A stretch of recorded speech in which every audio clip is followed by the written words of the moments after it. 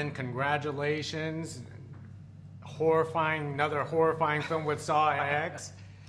You guys must be really proud of this film, most definitely.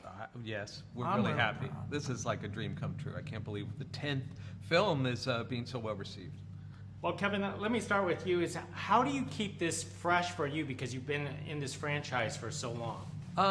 Well, I think it's relationships with the cast and crew, and Tobin Bell keeping it real and making sure we observe the kind of rules of the Jigsaw philosophy. And it's hard but fun to think of all these crazy trap scenes. Yeah, for me, honestly, I was going to say, we have this challenge of the traps, right? Because we're competing with the other traps that were created previously. But the fact that we shot in Mexico really gives it a fresh approach. And I think the other part is that this is the first time, when you really look at all the other Saw films, that you're going through this emotional journey with John Kramer. And I think that adds so much weight to this film, and I think that's why it's one of the better films in the franchise.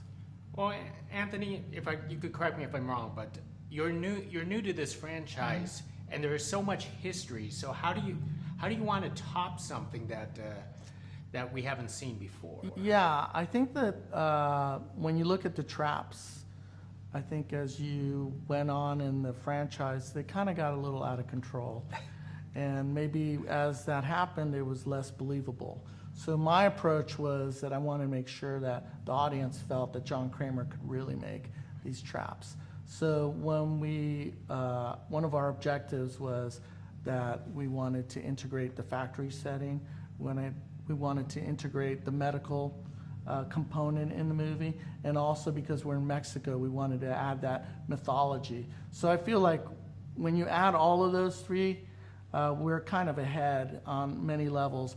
But I think what makes it different, again, is just that John Kramer is such a focal point in this movie, and he added, not me, he added so much weight to my traps, Kevin, you've been in this franchise for a while, but cinematography-wise, filming-wise, did you figure the formula should remain the same, or you wanted to change it a little bit differently this time around? Well, I wanted it to feel like it was a part of that original trilogy of Saw, but at the same time, the technology is better. We shot digitally instead of on 35mm film, but it still needed to feel that way. But we had much more flexibility in terms of what we could do with the camera. The handheld video cameras are much lighter than the film, and but ultimately we wanted it to have the similar kind of color approach, similar amount of grain and texture to the look of it. So yeah, in every way we were trying to do something new but satisfy the old. Now, of course, there's so many Saw films. Which is a better type of production? Everything happening in one room or through a maze? I have my opinion. I mean, I think that it happening in that one factory setting really gave it a theatrical kind of approach. Even though there's a lot of realism to the traps, you have a feeling that John Kramer is in his space.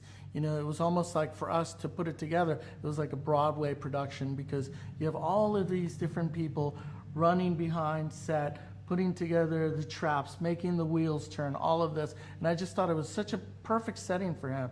And for me, that's the choice, because it gave him the spotlight. Yeah, this is true. I can say on a practical level, though, in the course of the story, a horrible mess is made in that environment, and we had to shoot around that. And often, if you're looking at the movie and think about it, the camera position is right where there's a whole bunch of blood and body parts and that kind of thing. And so, Anthony had to kind of wrangle how we're going to make this movie without the entire crew tracking blood everywhere, or if anything got messed up, being able to restore the way the blood landed and the way the mess was made. Yeah, we actually had areas on the set where we created these boxes and covered the blood, so we didn't want to mess up the blood. I had a book, it was called The Blood Book, and it showed you where this is the blood here and it's for this scene, and that way we had continuity. And sometimes we would spray the blood, make sure that it was protected, and other times, we have to do take 1, take 2, take 3.